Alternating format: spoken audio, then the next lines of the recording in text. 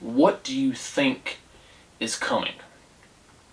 Because in my opinion, things are going downhill quick, and we need to be prepared. We need to be ready because things are going south a lot faster than they used to. So let's talk about it. So the reason I want to get into this video is because there's a lot of bubbles, and those bubbles seem like they're going to bust. That's what bubbles do. So one of the bubbles was, of course, the SVB Bank, the second largest bank collapse in American history. Then you have a auto market that is out of control, and that bubble is starting to rise. Eventually it's going to pop. You have a housing market that is rising, that is going to pop. So you have three major bubbles coming down the network. If one of them pops, it's a bad day. If two of them pops, it's an even worse. And if three of them pop, well, then what? So I want to discuss what I believe is coming, and I want to do it in a non-fear porn way, right? I could easily sit here and say, oh, the end is near, like many people do, but I don't want to do that, right? Because that's not the way I look at it. So we're going to have a civil discussion about these multiple bubbles and where I see the future in 6 months, 12 months, 18 months, and what we need to do to prepare.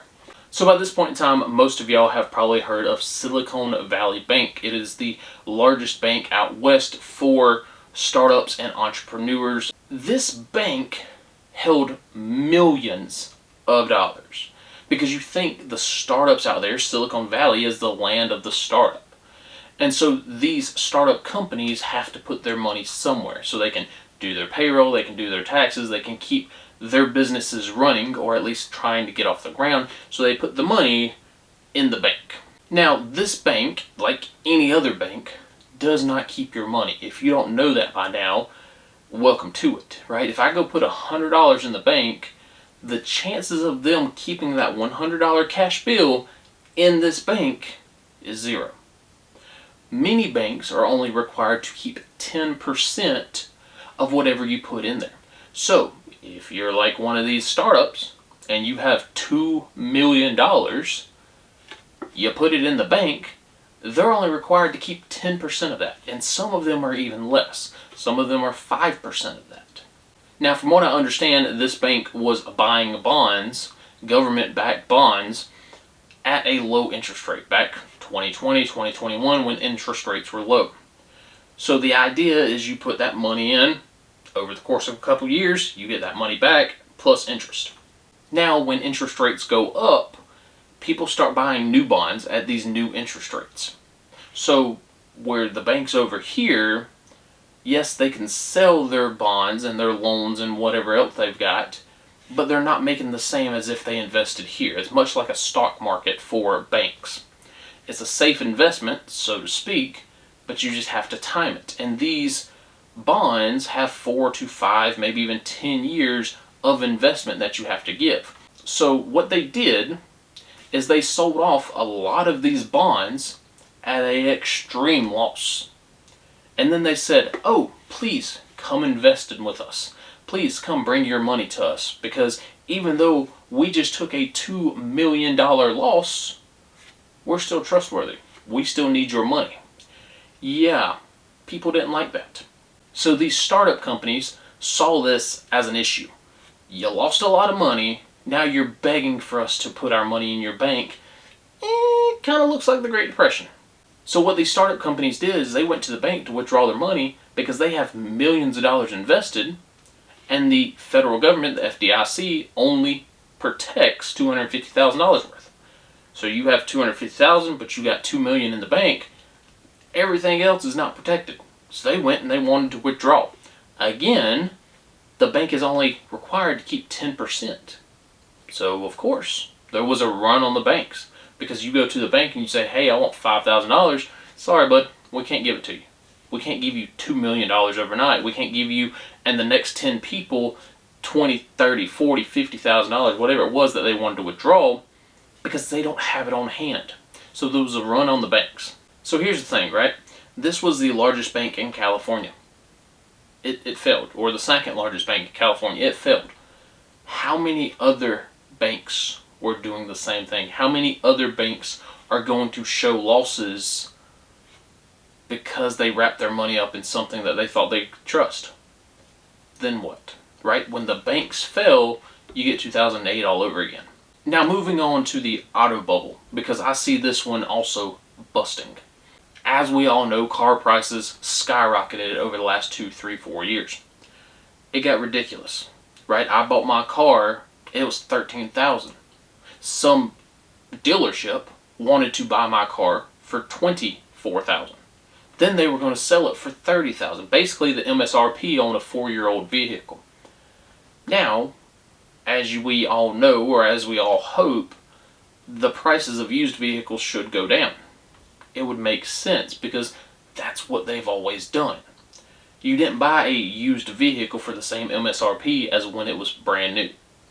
That's just not how the world works. It's used, it's old, it's got miles on it. It's not worth its same value as it was 5, 6 years ago. But unfortunately, millions of people over the last 2 years went and bought vehicles that were way beyond what they should have been. So now we're seeing people that are 10, 15, 20, 30, 40, even $50,000 upside down because they needed a vehicle new or used. Now I get it. A lot of people begin upside down, a couple grand when they buy a vehicle, right? Taxes, tags, fees, plus a dealership ripping you off. I get it. It's nothing to be $3,000, $4,000 upside down in a vehicle. $3,000 is nothing compared to $20,000, $30,000, $40,000 upside down, but the banks were still accepting the financing. So now people are realizing that they're paying $1,000, $1,500, $1,200 for a vehicle that holds no value. So these people who are upside down by that much just accept, hey, listen, I ain't gonna pay for the vehicle. Now, here's where it gets tricky.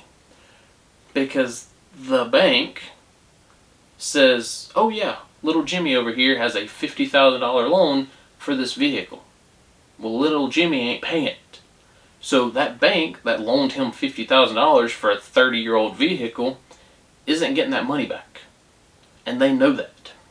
And so right now, they're not repossessing vehicles. At least a lot of banks are not willing to repossess it. Because when they repossess a vehicle, they take it to auction and they sell it and they get that money. Now, if you take your vehicle that you paid 50 grand for or got a loan for 50 grand for, you take it to auction and you only get $10,000 for it, that is a $40,000 loss to the bank. They don't want $40,000 times 10,000 people. Because again, just like SVB, that is a major hit. That is a major loss. Now, it is the same way with the housing market. During 2021, 2022, I was getting text every single day. Hey, we want to buy your house. We want to buy your house. We'll give you top dollar. We'll give you top dollar. I bought my house for $160 6 years ago. Per Zillow, my house was at $260. Now I could have easily sold it, made $100,000. Great. But then I would have had to turn around and buy a new house that is also overpriced. Now, if you think that people are willing to pay for a house that they are completely upside down under, well, you need to look into 2008, right? Because 2008, we had a housing bubble. We were giving out loans left and right to people who did not need them. And those people realized, I'm never going to pay this house off, screw it, let it go. Now, you've got people who own houses, well, the bank owns the house, but they're paying the mortgage to it, who realize that that $350,000 home that they bought is only worth $150 or $200. So even if they paid off the loan tomorrow, they're still in the hole. Do you not think that these people will stop paying and they'll take that $150,000, $200,000, $300,000 that they owe to the bank and go give it away to some other entity? Now, it hasn't hit full-blown bubble popping yet, but a lot of people are starting to realize that, there's no point in paying the bills. And that's when the bubbles start popping. Because you get one person that doesn't pay for a house, doesn't pay for their car, yeah, okay. You get 10 people, okay, a little concerning. You get 50, 60, 70, 80 people, it can easily collapse a bank. Now, you do that nationwide, yeah, we're going to be in for some big trouble. Now, what is the purpose of this video, right? Are we talking about financing all day, or what is the purpose? I am worried. I'm not going to lie. I am worried to see where the next 6, 12, 18 months takes us. Elon Musk has been predicting a recession in 2023, 2024 for the last 3-4 years now. Other entities have been predicting a recession in 2023, 2024. Now, we are in a mild recession, right? People can't afford food, people can't afford eggs, people can't afford gas, but we're not in a major recession. 6 months, 12 months, 18 months down the line, I think we will be. So when I tell you to prep like a storm is coming, prep like a big storm is coming. Because all it takes is for a few hundred people not to pay their house payment, and that house goes up for sale, and it sells at a fraction of what that loan originated for. There goes the housing market. Same thing with vehicles. When people don't make the payments, and finally the bank repossesses it after 6 months, and they realize that that $50,000 car is only worth $10,000, there goes the auto bubble. These banks that invested in bonds and loans and all this other crap to make money off of your money, when they realize that they're not getting back what they expected, and they have to sell those at a loss, at a $2 million, $3 million, $4 million loss, there goes the banking bubble. So we could see a major recession, more than what we're already in. I'm talking about a super great recession, 2008 all over again at the minimum, in the next 12 to 18 months. So again, you've got 3 major bubbles. If one of them pops, it's a bad day. If all 3 of them pop, welcome back to the Great Depression. Alright guys, let me know your opinions down in the comment section. Do you see a downside coming in the next 6, 12, or 18 months? Let me know, or am I just, talking out of my head? Let me know. Hopefully this video didn't sound too fear porny. That's not what I'm here for. Again, I could easily ring the bell and tell you that the end is near. That's not what I wanted to do. So, let me know down in the comment section. Hope you guys have a great day, and I hope you stay safe out there. That's all I got. Keep you out.